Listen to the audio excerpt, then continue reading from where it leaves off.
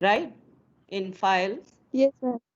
MS files. Then now I think she has told you to upload it in the form of assignment, right? And I think I have seen 26 students have already uploaded. Yes, ma'am. I have uploaded. I am asking for the next two experiments. Same, Vibha will be checking it. I don't have time for all this. So Vibha is the other teacher. She'll be checking the file. Okay.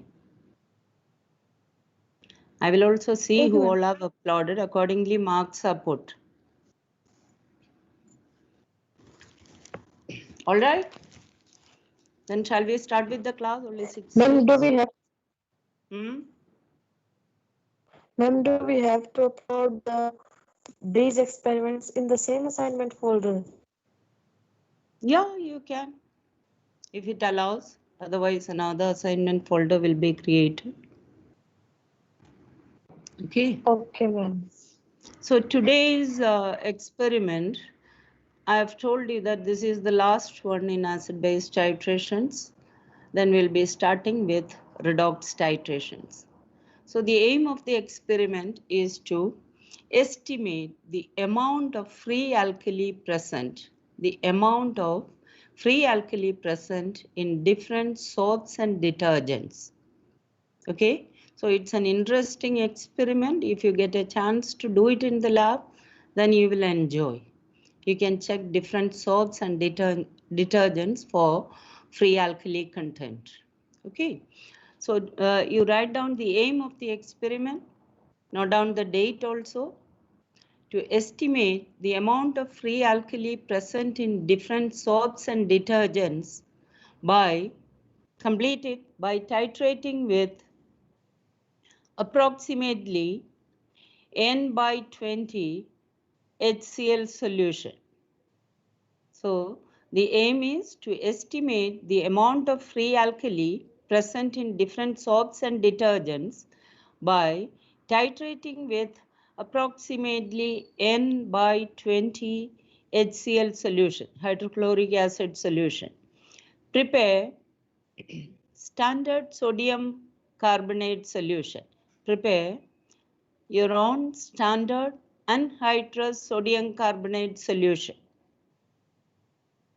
So have you understood the aim of the experiment? So this experiment has again 4 steps. The first 2 steps you are familiar with. Which are the first 2 steps? All Preparation of you of tell. standard solution of sodium Preparation carbonate of and then titration standard with. anhydrous sodium carbonate solution. All of you know how to prepare it? Yes, ma'am. Okay. Second step. What is the second step? Standardization of given HCl solution using the standard sodium carbonate solution that you have prepared. Okay. So these are the 2 steps which you have already done in the last 3 experiments.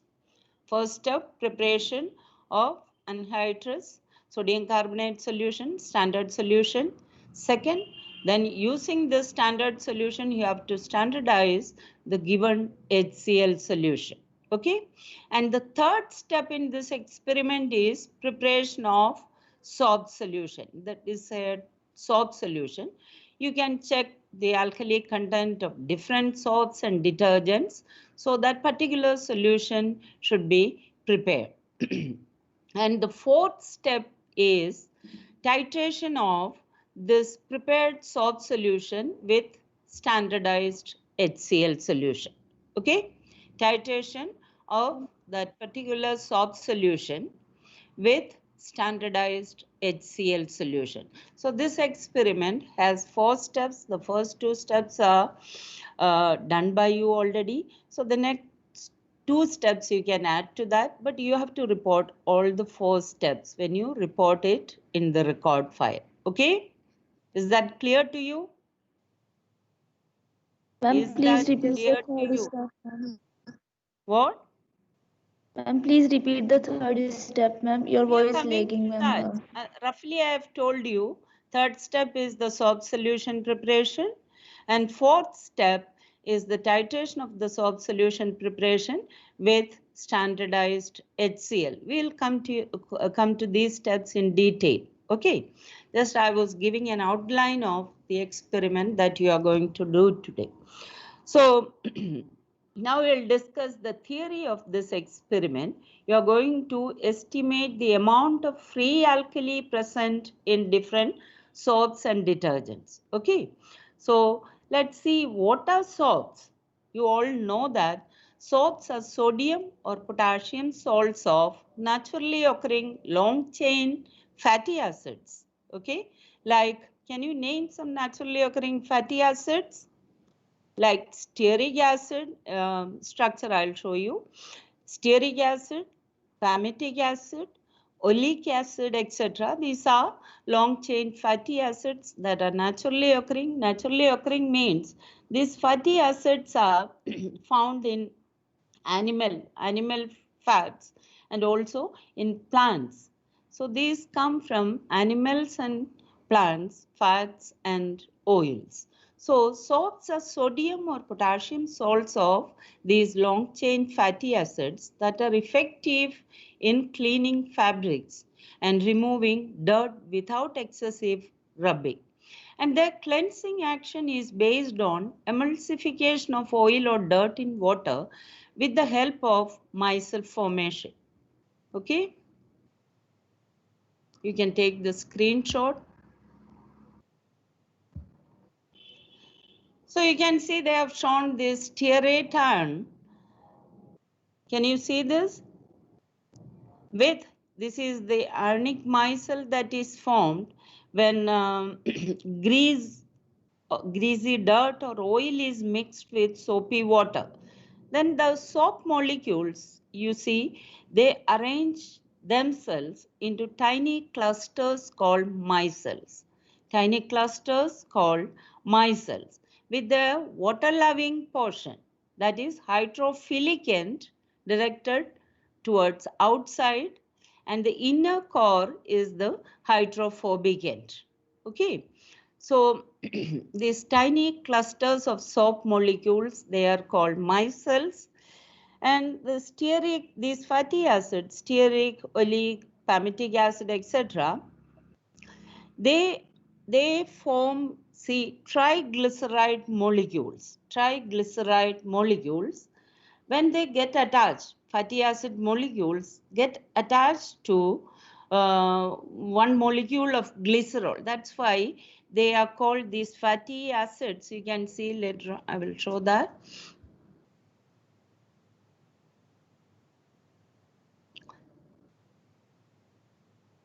You can see here. See, these fatty acid molecules, here it is shown as RCOO. This is the glycerol molecule. One molecule of glycerol or glycerin is CH2OH, CHOH, CH2OH. Okay, it is written here, CH2OH, CHOH, CH2OH. When this one molecule of glycerol, it reacts with 3 molecules of fatty acid. Fatty acid is written as RCOOH. RCOOH. Okay, so it can be stearic acid, palmitic acid, oleic acid, or any other fatty acid, which is this fatty acid portion is written as R. So it is the carboxylate of glycerol. That's why it's called triglycerols or triglycerides. It is called. So 3 molecules of fatty acid attached to 1 molecule of glycerol. Okay. So how soaps are formed? By alkaline hydrolysis of these triglycerols or triglycerides, by alkaline hydrolysis, and this reaction is called saponification reaction. So it's written here, saponification reaction, how soaps are formed. So one glycerine molecule attached to the fatty acid part, this forms a triglyceride molecule. Okay, so 3 fatty acid part molecules attached to one glycerol molecule, giving a triglyceride molecule. Okay, so it will react with 3 molecules of NaOH, aqueous NaOH solution, forming the sodium salt of the particular carboxylic acid. Okay, the sodium salt of the particular carboxylic acid. If it is stearic acid, SteARIC. If it's stearic acid, if the fatty acid is stearic acid, then R portion will be, what will be R? C17H35. C17H35. So C17H35COOH is called stearic acid. So R is C17H35. Okay. If it is palmitic acid, PALMITIC, it is R is C15H31. So C15H31COOH is called palmitic acid. Okay. So these triglycerides of these fatty acids, they undergo hydrolysis with this base NaOH or potassium hydroxide, forming glycerin or glycerol molecules along with sodium or potassium salts of these carboxylic acids. So 3 molecules of NaOH giving 3 molecules of sodium salt. Here it is shown as sodium salt of this particular fatty acid. 3 molecules, 1, 2, 3. 3 molecules of RCOONA. So this is called saponification reaction, or it is called the basic hydrolysis of triglycerols, okay, which leads to the formation of salts of these respective carboxylic acids, which are called soaps. Okay, so how soaps are produced? By saponification. By saponification, what do you mean by saponification? Basic hydrolysis. So soaps are formed by saponification of fats or oils. Okay, and for saponification, the alkali or base used is generally NaOH, sodium hydroxide, or sometimes sodium hydroxide and sodium carbonate, and also potassium hydroxide. Okay, any of these alkalis can be used for the basic hydrolysis of these triglycerides, or they are called triglycerols, or they are called glyceryl ester of the particular fatty acid, stearic acid or palmitic acid. So you get SOP, which is sodium salt of the particular carboxylic acid. If it is stearic acid, if the fatty acid used is stearic acid, then SOP formed will be sodium salt of stearic acid. So it's called sodium stearate. That's the crude SOP formed here. So soaps are formed or produced by saponification of fats or oils using alkalis like NaOH, KOH, or sometimes NaOH and sodium carbonate are used. Okay, so this reaction is called saponification reaction or alkaline hydrolysis. Okay, so now why do you find out the total alkali content? Because during hydrolysis, during this process, during hydrolysis, excess alkali is liberated, unused alkali will be liberated, which is called the free alkali content, which is called the free alkali content. If only NaOH is there, that is the free alkali content. If NaOH and sodium carbonate are there, that is the total free alkali present. So whatever is there, even after this neutralization of the fatty acid with alkali, the excess of alkali left, this is called the free alkali content. Okay, the free alkali content. So what do you mean by free alkali, which is the aim of your experiment today? To find out or to estimate the free alkali contents in different soaps and detergents.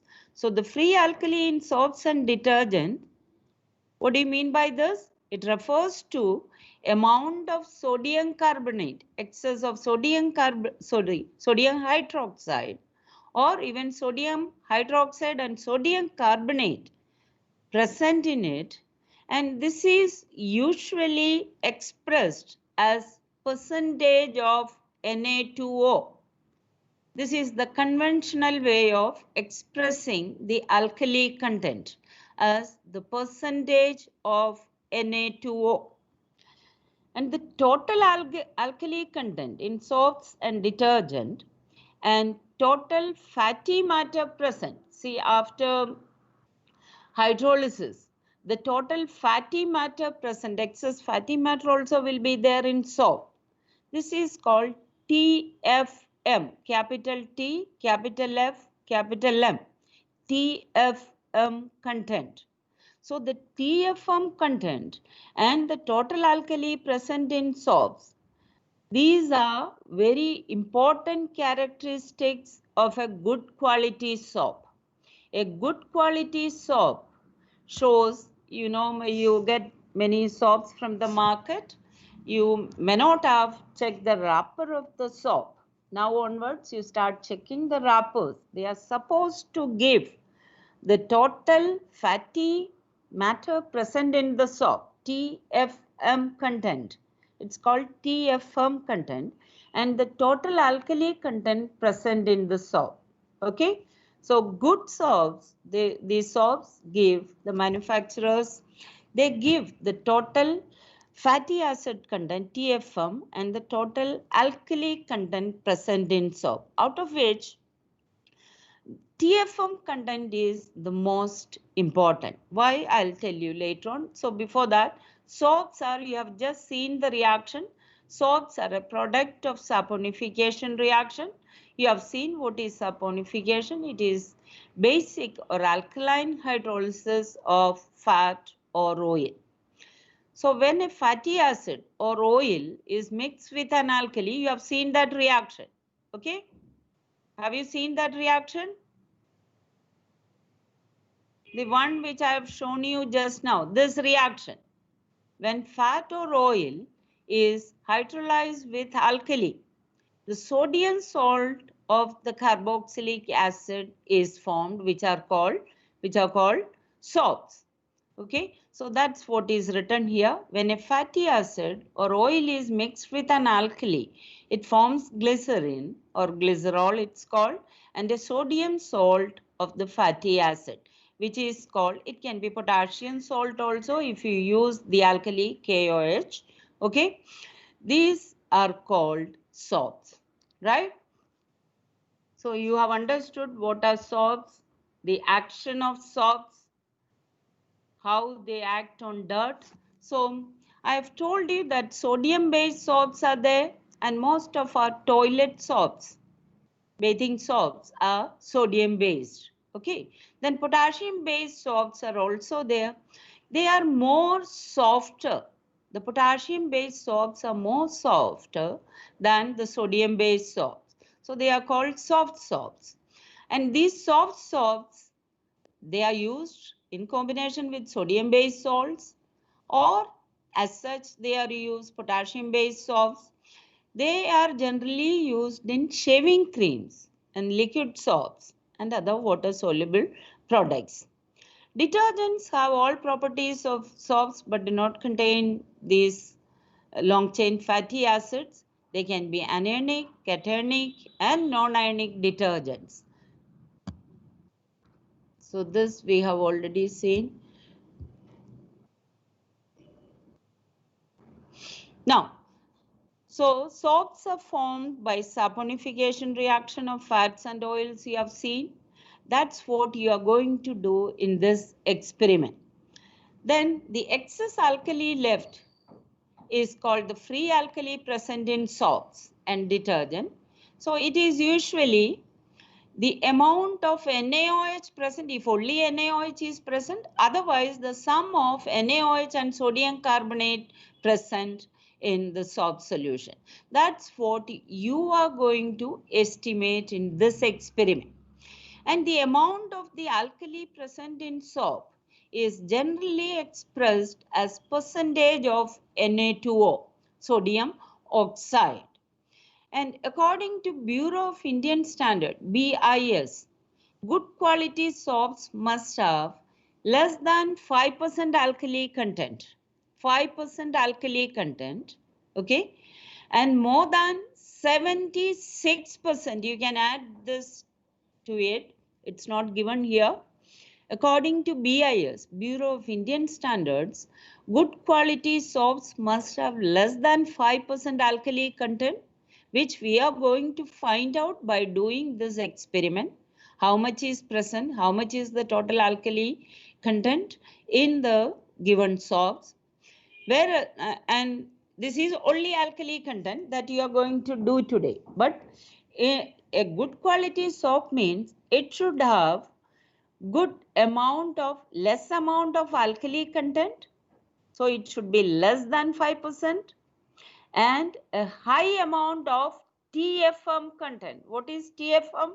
I have already told you, total fatty matter present. Okay.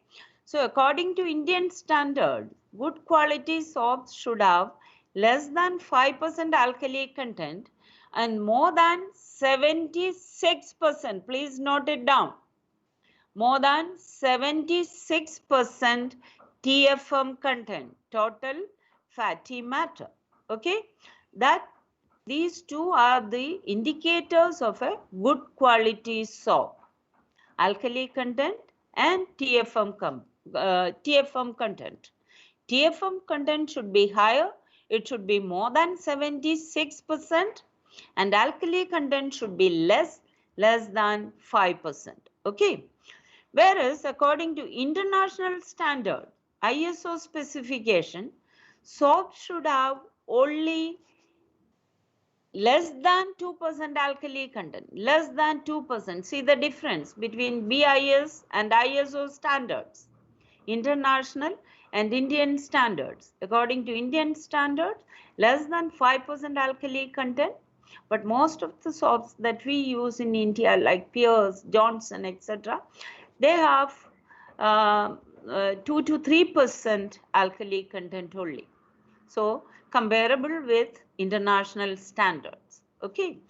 But the TFM content should be higher, should be above 76%.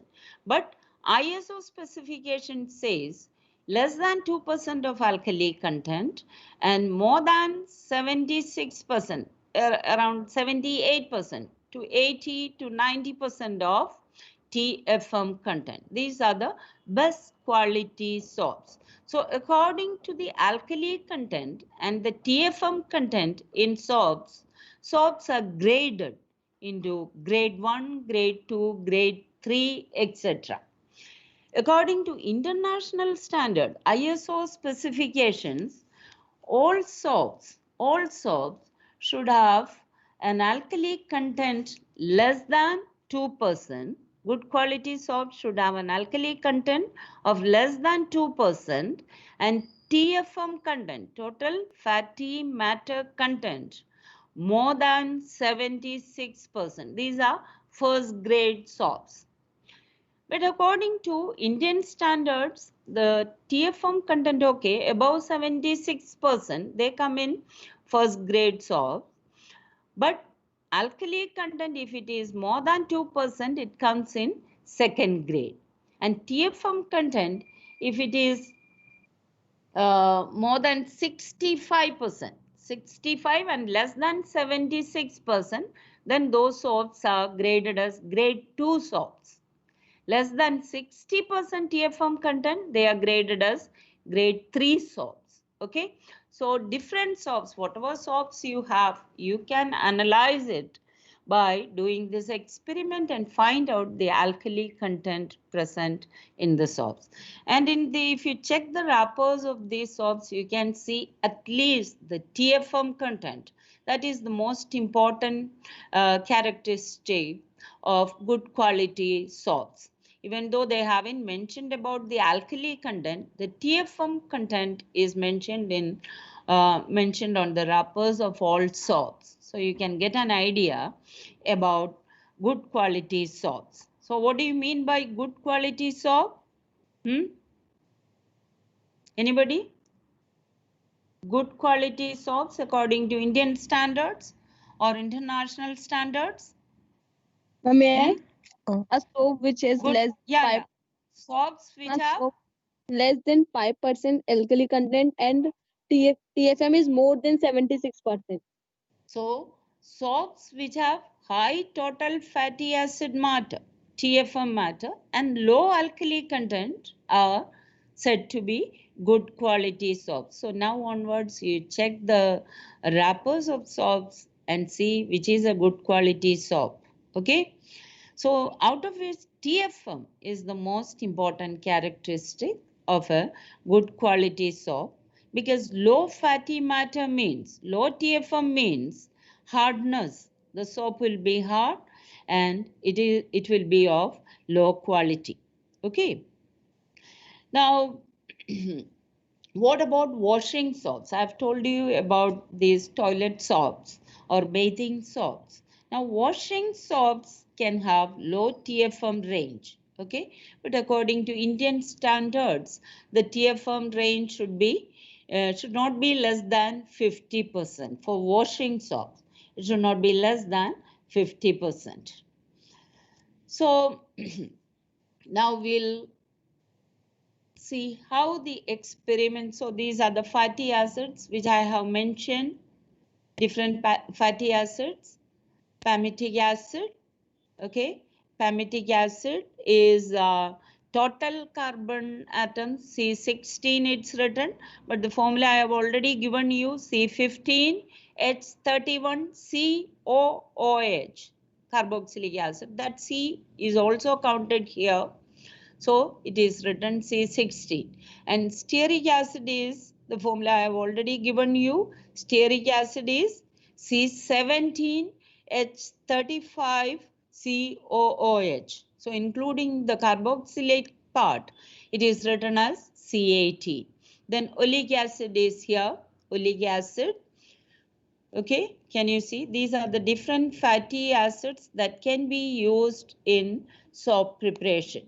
Okay, oleic acid is written here. It has a C double bond C also.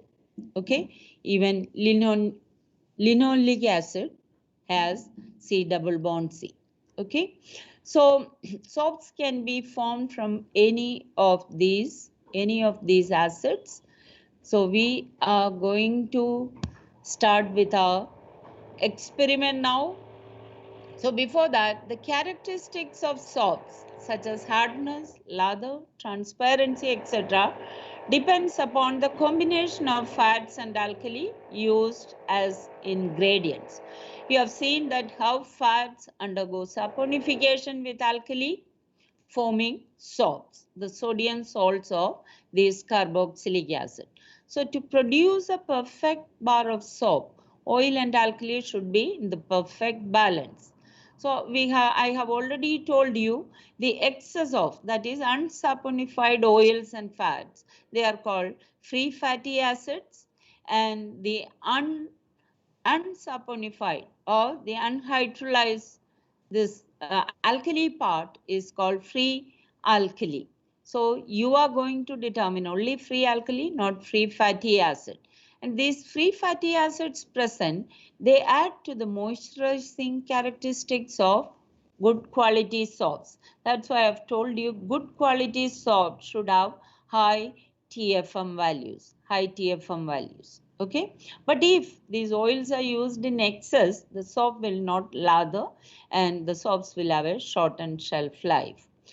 And also excess of alkali if present in soap, we have already seen that if it's more than 5% according to BIS, and if it is more than 2% according to international standard, the soap is not a good quality soap then, and it will be harsh and drying to the skin. So now onwards, be careful while choosing a bathing soap. Okay. The chemical characteristics of salts include, so we have seen moisture content, total fatty acids, free alkali, then of course pH is very important. pH is very important, and also percent chloride present. The chemical characteristics of salt depend upon several factors. Of course, the strength and purity of the alkali used for hydrolysis, and the kind of fatty acid that are used, and of course the completeness of saponification reaction and the age of the salt. Alkalis are of different types. They are mild alkalis like bicarbonate, then strong alkalis like sodium carbonate, and very strong alkalis like hydroxide, sodium hydroxide, and potassium hydroxide, etc. So any of these can be used for hydrolysis. And usually the alkalis used in soap making are NaOH and KOH, which give sodium carboxylates and potassium carboxylates. You have seen that potassium carboxylates are soft salts, whereas sodium carboxylates, they are called sodium salts or toilet salts or bathing salts. Okay. And soft salts, you have seen that they are used in shaving creams and liquid soaps. So the different steps in this experiment, I have already told you about the first two steps, which you have already done: preparation of standard sodium carbonate and anhydrous sodium carbonate solution. And the second step, standardization of HCl using this standard sodium carbonate solution. So you have to write that. You will be preparing solutions of anhydrous sodium carbonate and soap solutions. And the next step is preparation of soap or detergent solution, which you will be doing for the first time. Here, around 2.5 grams of soap or detergent was taken in a beaker, and about 20 ml. You can add a little more of water if it doesn't dissolve. Around 20 ml of hot distilled water was added to it. Okay. Then you have to dissolve these soap particles by stirring it. So dissolve it by stirring it in this hot water. After adding hot water, you have to stir to dissolve the soap. The soap should dissolve completely. Then you transfer the contents of the beaker to a 100 ml standard flask. Okay. Then make up the volume up to the mark. Make up the volume up to the mark and shake the solution to make it homogeneous. Here you have to be careful. Vigorous shaking should be avoided because foam will be produced on shaking, and there will be difficulty in making the solution up to the mark. It will take long time to make up the solution up to the mark of 100 ml.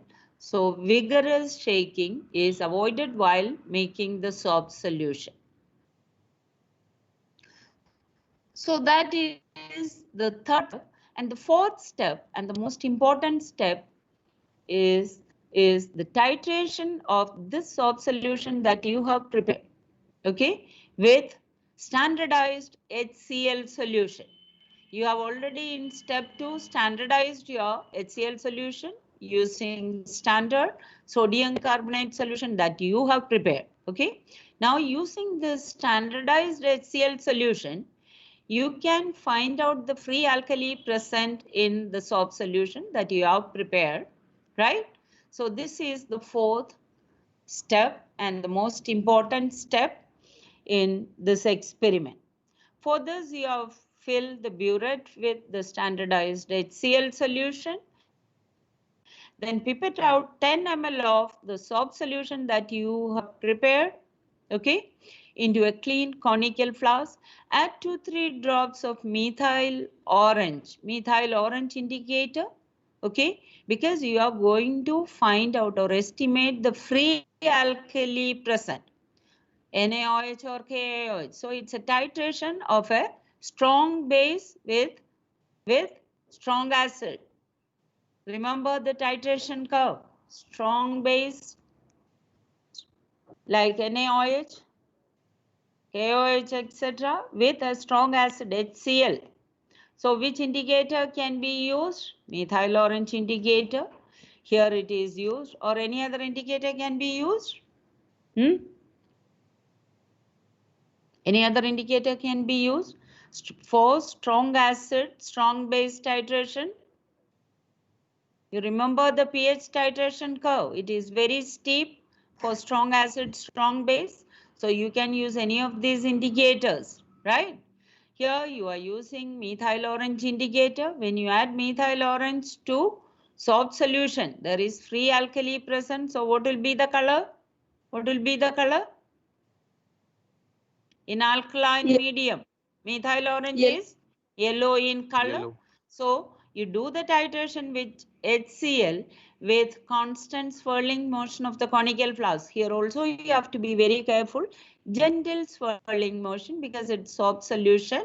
The foam will be formed. Otherwise, then it will become very difficult to find the end point. So you continue the titration till you get a faint red color. Red color, that's the end point when you use methyl orange as the indicator. So final burette reading was recorded. Repeat the titrations to get concordant values. So minimum 3 titrations. The last 2 should be concordant, as you have done earlier. Okay. Here the only difference is that in your conical flask, you are taking the prepared soft solution, okay, containing the free alkali. So this is the last step, and this is the table number 2. Table number 2, which is table number 1? Which is table number 1? Standardization of HCl by Standardization of HCl by titrating with standard sodium carbonate solution. Okay, this will be your table number 2, and the 4th step, determination of free alkali in the given soft solution. So calculation part, observation and calculations, you have to record on the left hand side. So here the first step you have to record first. You know how to do that. Preparation of standard sodium carbonate solution. After that, from which you will find out the actual mass of sodium carbonate transferred, from which you can find out the actual normality of sodium carbonate solution. That is the first step. Second step is this standardization of HCl by titrating with standard anhydrous sodium carbonate solution. You will be using methyl orange as indicator.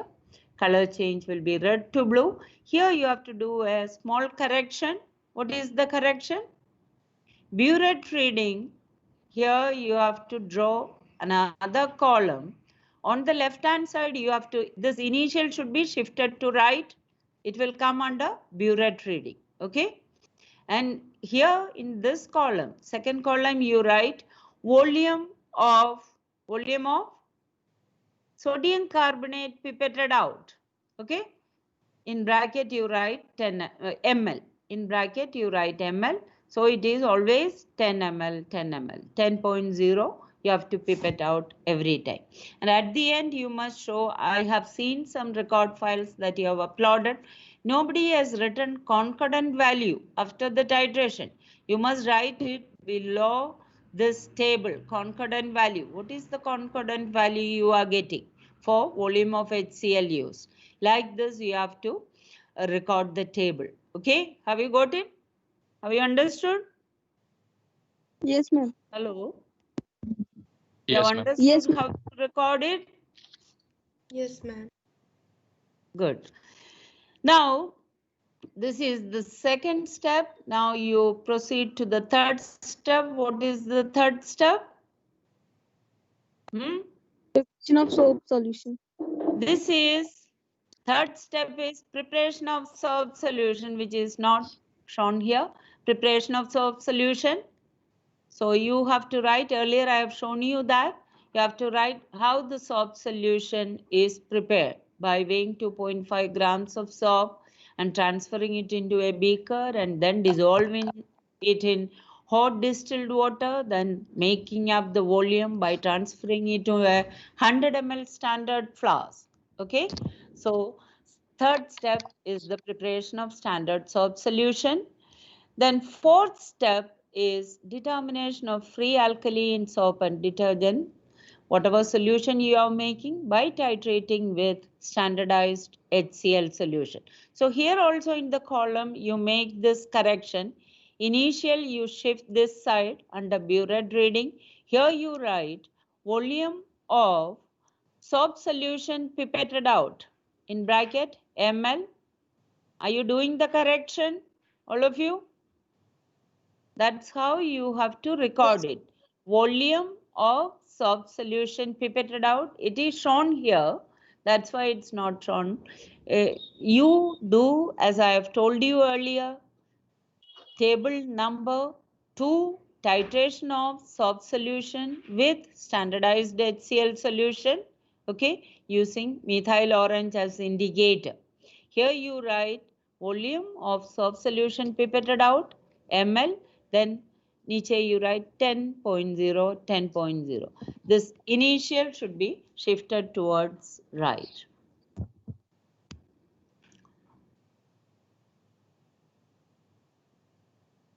Okay, so here you write IR, here FR, initial reading, final reading. All right. Now you know how to calculate the normality of sodium carbonate solution prepared. From the first step, you will be getting the correct normality of sodium carbonate that you have prepared, that is the standard solution. Then from the second step, that is first table, first titration, you can find out the normality of given HCl solution. So after this stage, your HCl solution is called standardized HCl. So you know the correct normality of HCl. Using that normality of HCl, you can find out the normality of given soap solution using the same formula. This is one way of recording. In terms of strength of given soap solution, using this formula, this is N1V1 is equal to N2V2. Soap solution, you know how much is V1, 10 ml you are pipetting out. You have to find out N1, that is normality of soap, right? N2, you know, normality of HCl because you are standardizing it. And V2 also, you know, volume of HCl used. That is that concordant reading of table number 2. You have to use, you can find out normality of soap solution. This is the formula. And using the normality of soap solution, you can find out strength of given soap solution, normality into equivalent mass. Equivalent mass in terms of, earlier I have told you, usually it is expressed in terms of percentage of Na2O, sodium oxide, or so percentage, since it is expressed in terms of Na2O, sodium oxide, here when you do the calculation, strength of soap solution, in terms of Na2O, you have to show the strength, okay? Once you get the normality of the salt from this step, normality into equivalent mass of Na2O. Na2O equivalent mass is molecular mass divided by 2. It is 62 divided by 2. So it will be 31.5. 63 divided by 2. Exact value I'll give you. It is 62. So it is 31. See this, equivalent mass is 62 divided by 2, 31. So normality into normality of soap solution into 31 will give you strength of the given soap solution into 31. So many grams per liter. This is one way of recording. You have to record both ways, okay? Mainly it has to be recorded as percentage of Na2O, percentage of Na2O. And that calculation is this. Please note down the calculation, okay? From the second table, you get, that is from the titration of soap solution with HCl, you get the volume of HCl used, okay? You get the volume of HCl used, that concordant value you get from second table. volume of HCl used for when you titrate soft solution with HCl. Okay, so the free alkali gets neutralized by this much volume of HCl, right? So V of HCl you already know from the second titration. Normality of HCl you know. From the first titration you get this. Now you see 1000 ml of, what is the equivalent weight of HCl? Equivalent weight of HCl is 36.5, 36.5, which is the equivalent mass of HCl. What do you mean by equivalent mass of HCl is 36.5? It means 1000 ml of 1 normal HCl is equivalent to 36.5 grams of HCl. Okay, 1000 ml of 1 normal HCl is equivalent to 36.5 grams of HCl. All right, 36.5 grams of HCl. So what you are going to see, therefore VML of N normal HCl is equivalent to how many grams of HCl? That you have to find out. You know V of HCl from the second table, second titration. You get V of HCl and normality of HCl also is known to you. This is equivalent to 36.5 into V of HCl into normality of HCl divided by 1000. Okay, so many grams of HCl. Let it be X gram. Have you understood the calculation? How to do the calculation part? Do you follow this calculation, what I am telling you? It's written clearly here. Are you following the calculation? So the first step you should write like this. Equivalent mass of HCl is equal to 36.5, which means 1000 ml of 1 normal HCl is equivalent to 36.5 gram of HCl. So you are going to find out VML of HCl of this normality is equivalent to how many grams of HCl? Okay, in 1000 ml, 36.5 grams, that is shown here, 36.5 divided by 1000. So in VML of this normality, how many grams of HCl? So the calculation part is 36.5 divided by 1000 into V of HCl, which you know from the second titration, into normality of HCl, which you get from the first titration, right? So all these values are known to you, from which you can find out how many grams of HCl, VML of HCl of this normality is equivalent to how many grams of HCl. So this value, let it be X gram. Okay, but now you have to convert it into in terms of equivalent mass of Na2O. Okay, so 1 mole of HCl is used for neutralization of 1 mole of NaOH. That means 36.5 gram of HCl. Equivalent weight of HCl is equivalent to 31 gram of Na2O, because 31 is the equivalent mass of Na2O. It's given here. Okay. So in terms of Na2O, you are converting it. So this X gram of HCl is equivalent to how many grams of Na2O you are going to find out. Okay. 36.5 grams of HCl is equivalent to 31 grams of Na2O. So X grams of Na2O is equivalent to how many grams? Sorry, X grams of HCl is equivalent to how many grams of Na2O you are going to find out. So it is written like this. Therefore, X gram of HCl is equivalent to 31 divided by 36.5 into X. So many grams of Na2O. Let it be Y grams. Okay. so many grams of Na2O, it is taken as Y grams of Na2O.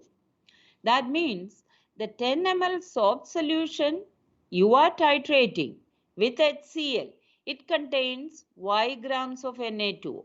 Okay?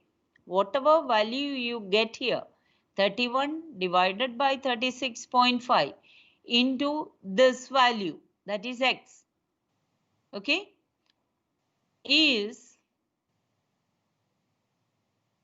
the amount of Na2O present in 10 ml of soap solution.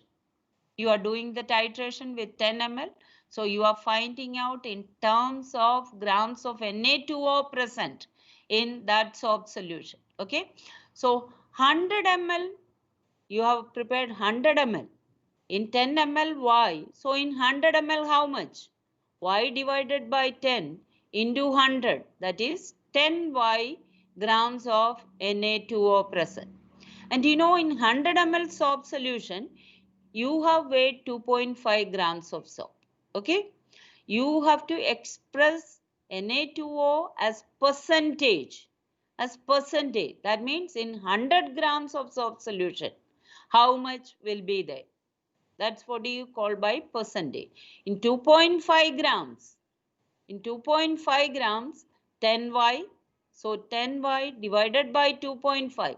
So in 100 grams, how much? Into 100. This will give you the percentage of Na2O. That means you have to show it as percentage of Na2O. The total alkali content in the given soap is conventionally expressed as percentage of Na2O. That's why you are doing this conversion in terms of Na2O. Okay, so many percent. How much it should be for a good quality soap according to Indian standards, BIS?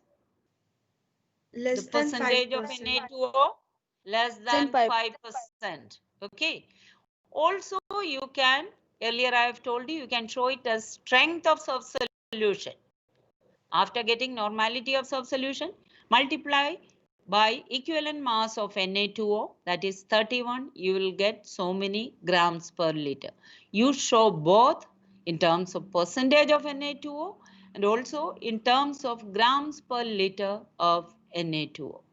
Okay, here normality into 31 will give you grams per liter. This is the result you have to show. 1 percentage of Na2O present in the given soap solution, 1 strength of soap solution in terms of Na2O. So so many grams per liter. Now a research study has been conducted. So this is the result you have to show, the percentage of Na2O in the given soap solution. How much percent you are getting for different soaps. You can check different soaps and detergents, then show it. Then you will come to know whether it's a good quality soap or not. And the total fatty matter, anyways, you are not doing the experiment for that. It's a lengthy experiment. You have to separate the fatty matter and then analyze it. That you'll be doing later on, not in first year.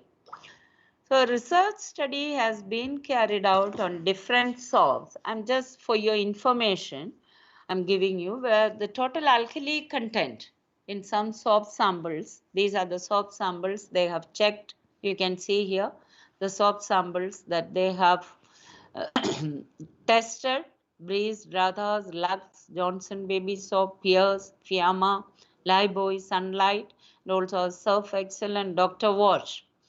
This part this is the titration part.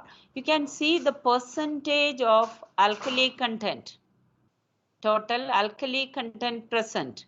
So you see pure soap is having less than 2% alkali content. So it is, see, the international standard is less than 2%. Okay, 1.61. But it's not a grade 1 soap according to international standard, because in peers, the total TFM matter, you can note down that also. In peers, even though the alkali content is less than 2%, it is better than the international, less than 2%. It's in coincidence with the less than 2% international standard. But the total fatty matter, TFM matter is, according to Indian standards, it's good. It is 71.6. But according to international standards and Indian standards, good quality soap should have above 76% TFM. But here for peers, it is only 71.6. So it's not a first grade soap. Okay, it's not a first grade soap. It's only a second grade soap, GR2 soap. Indian soaps like Peers. Now coming to baby soap, Johnson baby soap. But here the alkali content is more than that of Peers. You can see 2.08.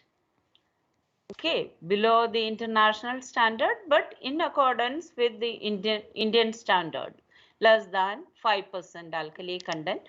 But Johnson baby soap has a TFM value of 77.6% for Johnson baby soap. So it's a good quality soap. In accordance with international standard also, it has above 76% of TFM. So it's a good quality soap. Okay. Now you're coming to Surf Excel. You see the alkali content is in accordance with Indian standards, 2.96. But the TFM matter is very low. It's only 29.6. 29 for Surf Excel, it's only 29.6, which is below even Indian standards, less than 50%. In washing soaps, it should be according to Indian standards. It should not be less than 50%, but it is less than 50% for this. We consider it as a very good quality soap powder, right? Surf Excel, all of you are using it, no? At home for washing? Yes, ma'am. Hello? But Yes, ma'am. alkaline content is less according to Indian standards, 2.96 only, but TFM value, which is more important, that is less than 50%, even below Indian standard. So this is what the research study says, and you can see Lux also. So almost all soaps and detergents, they come under the Indian standards, less than 5% total alkali content, and around more than 70 or 65% TFM value. So they are okay, good quality soaps and detergents. You can check it yourself by doing this experiment. Okay, all right. You have noted down the TFM values, percentage for these soaps and detergents that I have told you. Have you? Yes, ma'am. It's not written here. Here only alkaline content is written. Sodium hydroxide and sodium carbonate present, or any other alkali present. But TFM content is more important because that high content of TFM, high percentage of TFM means a very good quality soap. But according to international